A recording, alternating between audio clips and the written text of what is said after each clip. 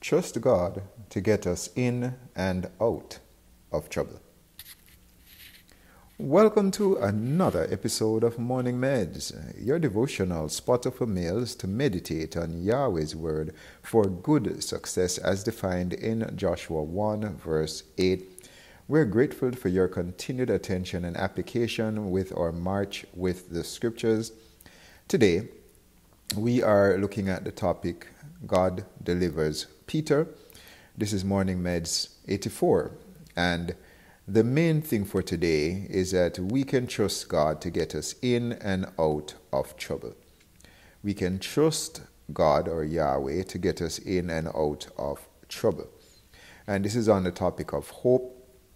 So we want to listen today. We want to pay attention and we want to apply whatever we learn, whatever inspiration, or I guess some people would say whatever illumination, because some people believe we don't get inspiration today.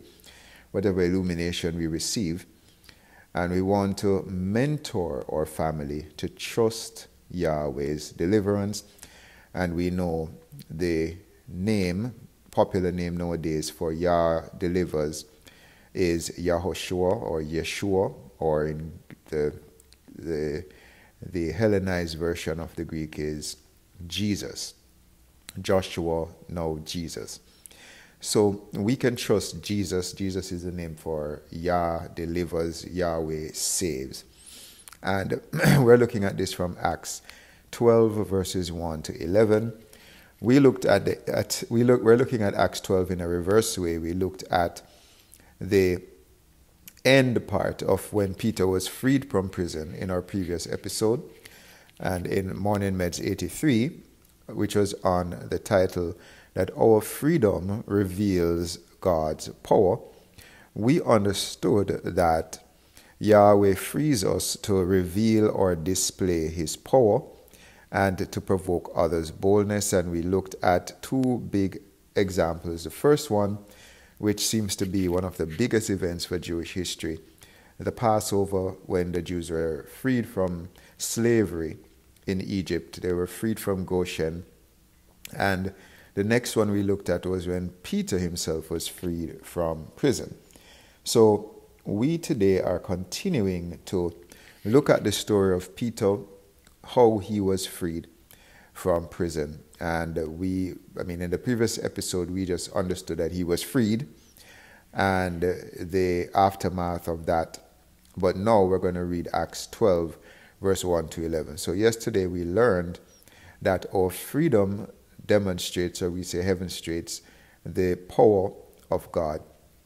And today we're looking at the fact that, yes, when you follow Jesus and we know following Jesus is how we follow Yahweh based on our Christian faith. No man comes to the Father, no man has a relationship with the Father except through Jesus. He is the door. And today we understand that when we follow Jesus, we're going to get into trouble, but we are also going to get out of trouble. We're already in a world of trouble. And Genesis 1 verse 2 tells us that the world was without form and void. Darkness was upon the face of the deep. And then the light comes. It's not a situation where light was there first and then dark. Well, technically light was there first in the sense that God was there before the chaos and he is light. But anyway, the fact is that we're in a world of chaos and we have to confront that chaos. We have to deal with that chaos, which is the whole issue of the cross. And as people would say cruciformity, the big Bible nerd word. We must address suffering to overcome suffering. So today we're listening to train our families, mentor our families to know we can't escape chaos and suffering. But what we understand is the same God who leads us into the suffering and the chaos. He tells us to deny ourselves, take up our cross daily and follow him, is the same God that gives us the strength and the grace, as the old-fashioned word. He gives us the influence and the power to actually carry that cross.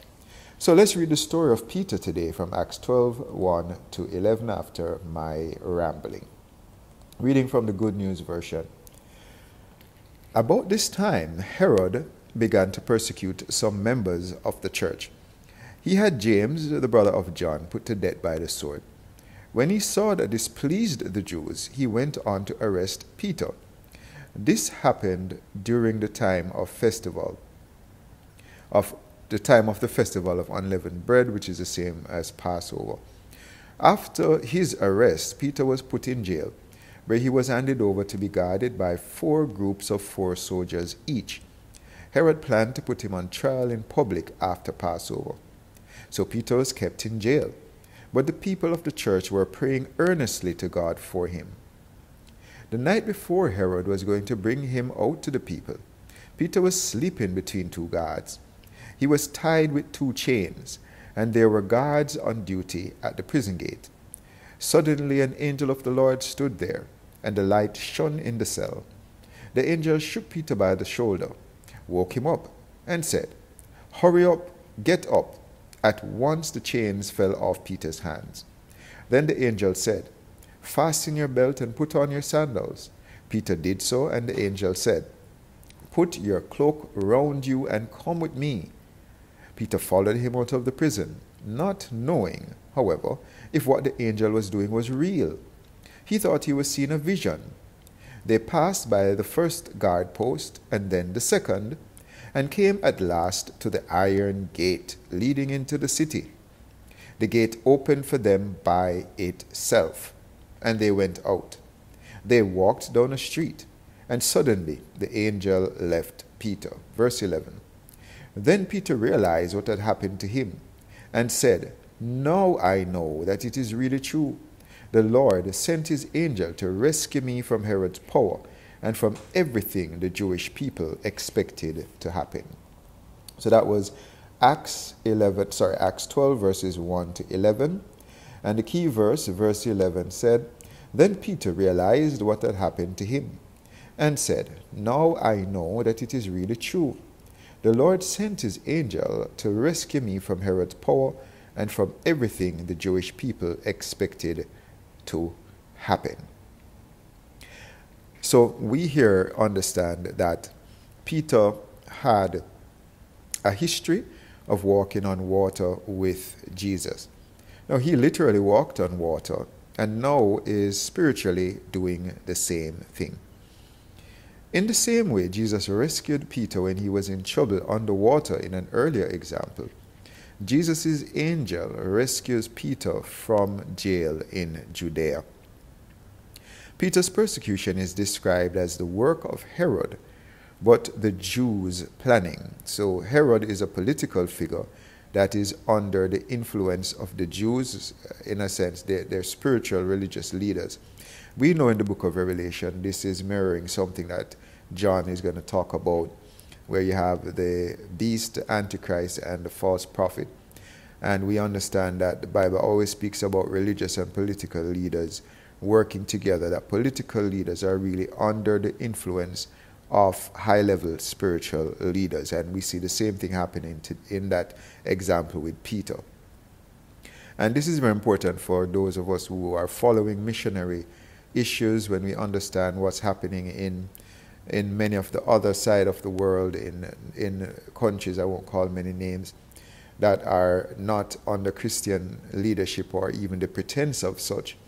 We see that there's an increase in what we would call persecution and affliction for Christian brothers and sisters in many of these states, and it seems to be a reflection, the political pressure on many Christian fellowships across the world seems to be a reflection of the increase in anti-Christ religious practices, if you want to call it that. So here, often our trouble is strategic, so that we abort our divine mission to instead save ourselves. Now, we understand in a previous episode that when Paul was on his mission, God would repeatedly, or Yahweh to us, would repeatedly save him and those around him. He's in jail, him and Silas, I believe, and God saves him and all the people in the prison. Including even the prison guards, who are going to kill themselves.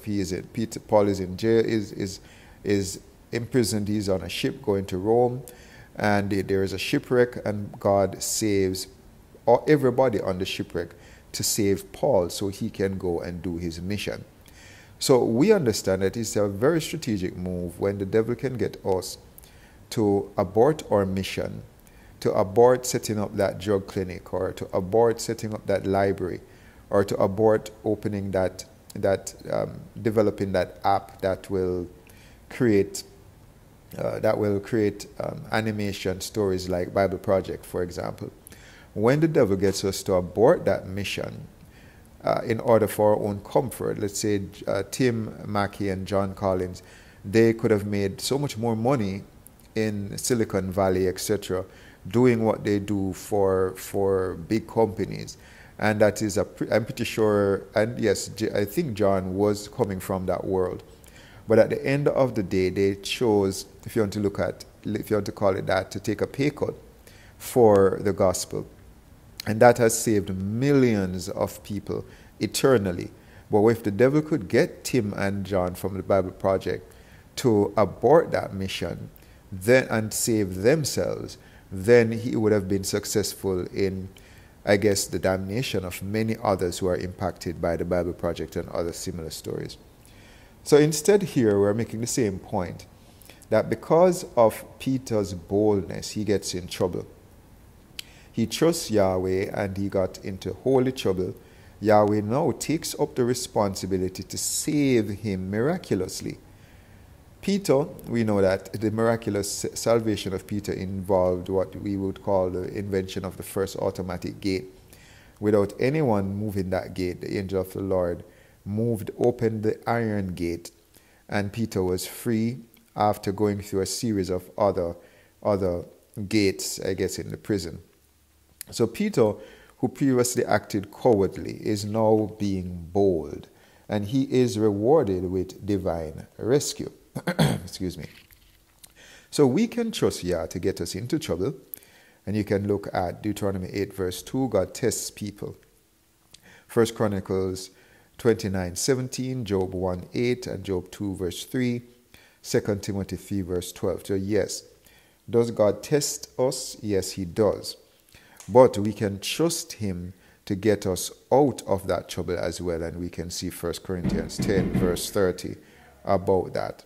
All right, so for today, we want to remember that we are called to trust Yahweh. He will get us into trouble because we're in a world of chaos.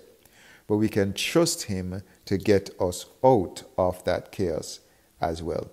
So why rob God in this world of you and your family? And until next time, be nuclear.